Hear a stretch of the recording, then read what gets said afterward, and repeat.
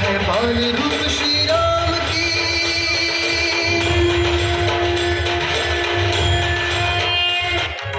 बात उस समय की जब ऋषि विश्वामित्र जी वनों में तप जप और यज्ञ किया करते हैं।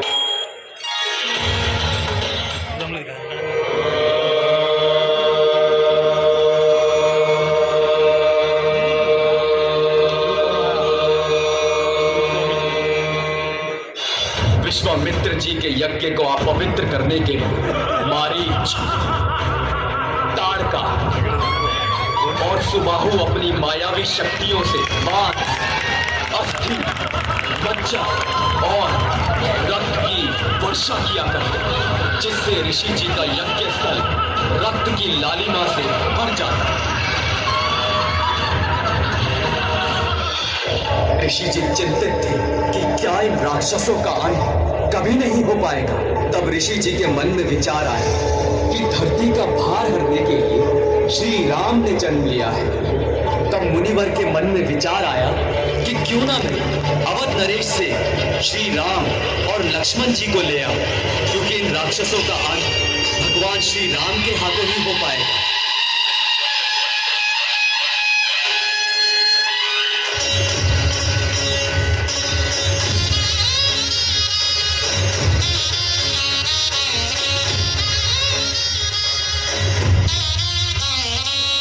हे मुनिवर, आपके आगमन का अभिप्राय?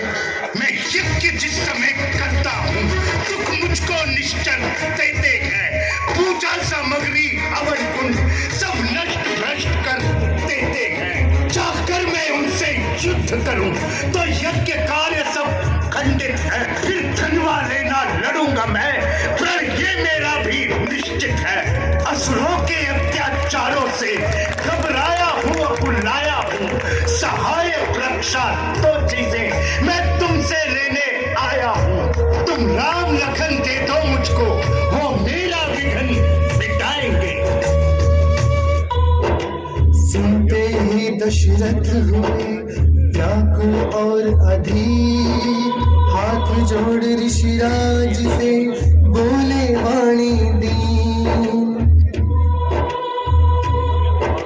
हे मुनिवर, दोनों बालक हैं, भोले भाले नादान निरे, रण विद्या नहीं जानते हैं, लड़ने में है अनजान निरे।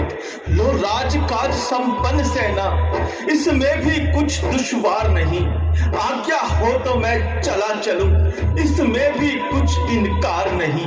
वैसे तो चारों ही मेरी बूढ़ी आंखों के तारे हैं, पर राम लखन दोनों मुझको प्राणों से बढ़कर प्यारे हैं। राजन, यदि आज विष्णु से कहता मैं चलते देख छोड़ करोड़ वाहन, शंकर से विनती करता तो हिलता उनका सिंहासन। तुझसे भिक्षा जो मांगी तो इतनी अड़चन, इतनी उलझन। ठीक है अवध नरेश, हम जिस तरह से आए थे उसी तरह लौट जाते हैं। क्रोध न कीजिए मुनिवर, आप मेरे पूज्य देवता समान हैं, मुझ पर अनुग्रह कीजिए। मेरा नन्हा राम उन असुरों से कैसे टक्कर ले सकेगा? राजन, राम युग और इतिहास की धाराओं को मोड़ने आए हैं। वे स्वयं मंगल भवन अमंगलहारी हैं। समय और काल बीत जाएंगे, युग बदल जाएंगे, वशिष्ठ और विश्वामित्र पुस्तकों के पन्नों में लिखे रह जाएंगे, लेकिन राम का नाम धर्म और संस्कृति की पहचान बनकर अमर अविनाशी रहेगा। गुरु वशिष्ठ के कथन सुन दशरथ ने राम और लक्ष्मण को बुलवाया। मंगल भवन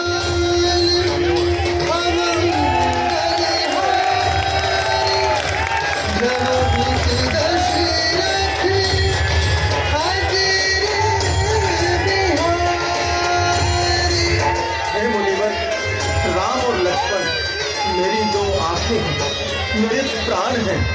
आज से मैं इनको आपके हवाले करता हूँ। निश्चिंत रहो राजन, सब मंगल ही होगा।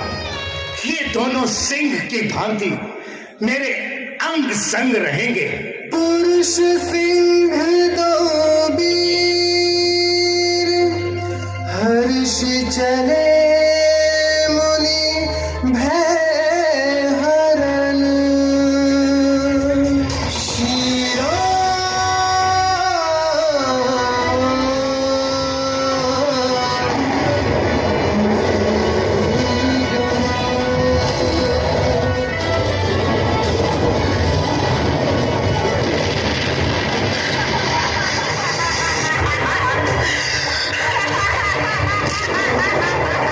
धरती कंपित हो जाती है मेरे पंख से, सूर्य देव की किरणें मेरे ही पैसे इस वन में प्रवेश करने का साहस नहीं करती। मूर्ख ऋषि मुझसे मुक्ति पाने के लिए इन दो की पतंगों को लेकर आया है। दशरथ नंदन राम, वार करो इस पर, वध करो इस दुष्ट ताड़का का।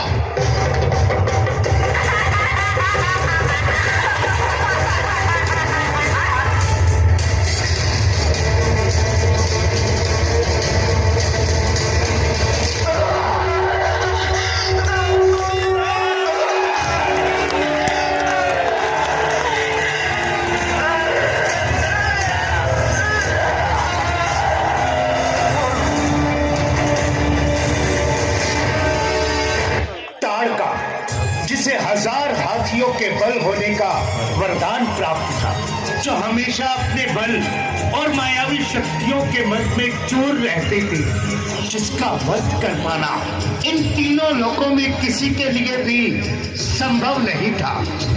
जीवन में बड़ी से बड़ी कठिनाई को दूर करने के लिए व्यक्ति का जमीन से जुड़े रहना बहुत जरूरी है। तुम इसका वध कर पाए क्योंकि तुम सदैव जमीन से जुड़े रहे। धन्य हो राम, तुम्हारी जय हो। गुरुदेव, कृपया करके आप हमें ये बताइए कि राक्षस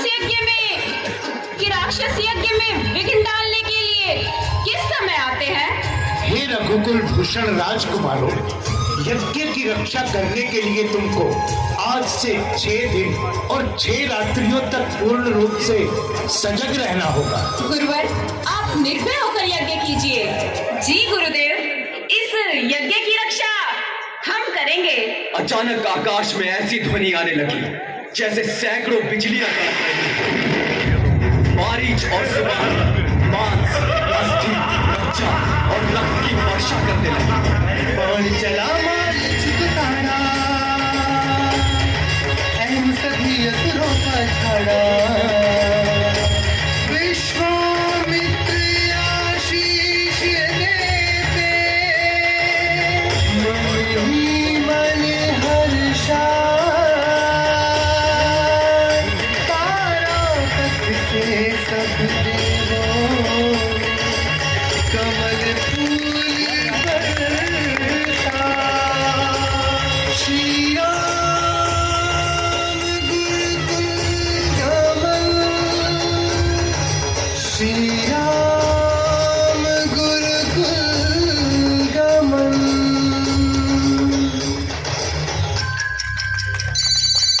युग बदला